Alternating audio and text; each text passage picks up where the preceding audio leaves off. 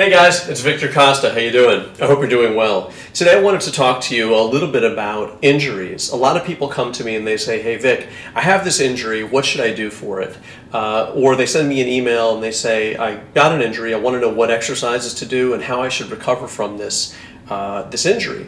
So I always suggest that a trainer's role really happens before the injury occurs and afterwards to help fulfill the prescription from a physician or a physical therapist. To address a trainer as to how to treat an injury is really not the best course of action, and it's an irresponsible thing for the trainer to actually prescribe something, especially from long distance across the web. So what I wanted to encourage you is, if you have an injury, to really see a physician or a physical therapist, and the trainer can help support what the physical therapist and the physician say by helping you go through the exercises that they give you and so forth. But don't ask a trainer to become the physician when that's really not their role, or the physical therapist when that's really not their role. But I did want to talk to you today about injuries. There's a lot of injured people out there, and maybe some injuries they seem to all happen not from plates falling on us in the gym, but they seem to happen because of things that we've done to ourselves and things that we've brought on ourselves. And I've said this in the past, that I've interviewed a lot of people who are bodybuilders, fitness enthusiasts, weightlifters, physicians, and we've talked about this at length.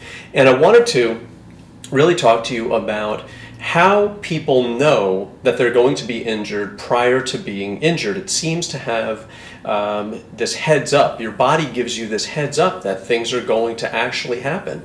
And there's a precognition of this that we know and sometimes don't really listen to, or we override with our minds. We say to ourselves, oh, it's no big deal, we'll just go for it anyway. So there's this understanding sometimes that we know that we shouldn't go this far, and there's this understanding that comes from within that says, hey, if you do this, you're going to get hurt. Now, it may not have that exact syntax or that clarity, but there is this knowledge sometimes, because after talking to people who have been injured, you can always have a conversation with them and they will say something like, I knew I shouldn't have done that, but. And so how can we avoid that in the future, and how can you start trusting this little voice, or this language that comes from this part of the body and not this part of the body? And so, because that is very important, not only with respect to avoiding injuries, but it helps you all along the course of this. It's the thing that tells you that you're overtraining. It's the thing that tells you, in spite of doing these things, or what it says on paper that you're supposed to do today, this is not quite ready for it, and it's really giving you an insight into yourself. And so the closer communication you build with that part of you that seems to know in advance what's going to happen to you, the better off you'll be, because it will guide you through not only avoiding injuries, but through other aspects of this. Because it's hard to separate the mind, the body, and the soul with respect to something that's physical, that's helping you transform and change your body. You have to listen to this, because this thing will take care of you. It will change your workout for you. It will tell you when you need to sleep more.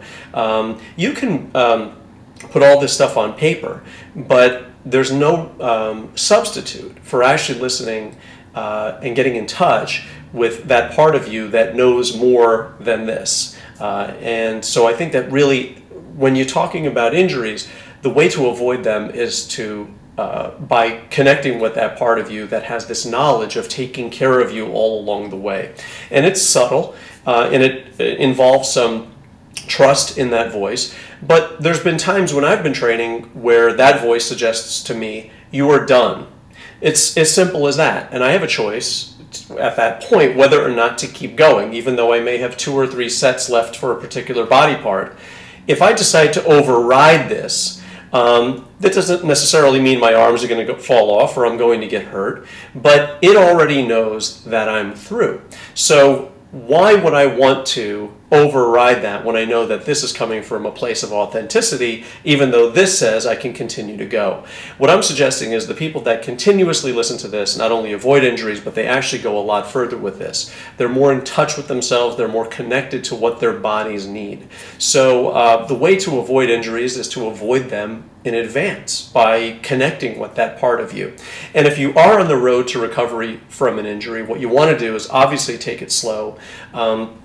If you don't see a professional, you'll find that that injury kind of sticks around a long time, right? You're trying to just fix it temporarily, but instead of fixing it once and for all. So what I'd like you to do is really, if you have an acute injury, consult a doctor, consult a physical therapist, and then the trainer would be the one that helps you along with the PT's recommendation or the doctor's recommendation. So I just wanted to address injuries today. So I wish you guys all the best. Peace, love, and muscles. Visit me at Vicsnatural and say hello on Facebook. Take care. Bye.